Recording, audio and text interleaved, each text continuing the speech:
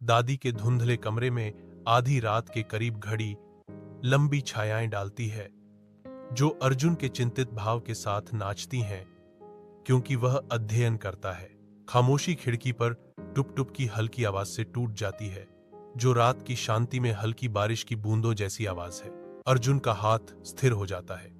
उसकी उंगलियां पाठ में अपनी जगह खो देती हैं, क्योंकि उसकी आंखें आवाज की ओर दौड़ती हैं। अर्जुन खिड़की पर ध्यान से घूरता है, उसके दिमाग में अनसुलझे सवालों के साथ दौड़ते हुए कमरे में बेचैनी की भावना बस जाती है। दादी के घर के अंधेरे मुखौटे के खिलाफ एक अस्वाभाविक छाया लंबी और भयावह रूप से फैली हुई है। छाया बिना हवा के झूलती है, प्रकृति का उल्लंघन करती है।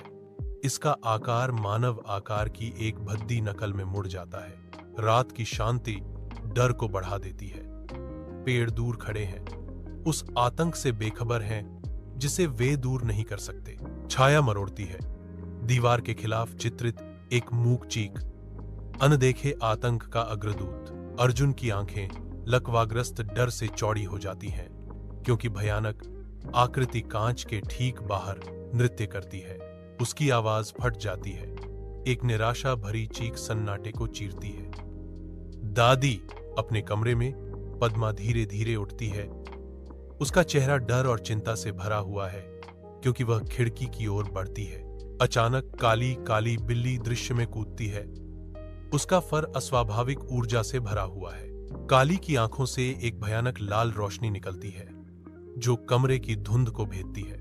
पद्मा की आवाज कांपती है, जो उसके आश्वासन के प्रयास के विपरीत है। डरो मत, यह कुछ भी नहीं है। काली की फुफकार कमरे में गूंजती है, एक अशुभ ध्वनि जो अर्जुन के बढ़ते आतंक को बढ़ाती है, क्योंकि उसने ऐसा दृश्य पहले कभी नहीं देखा।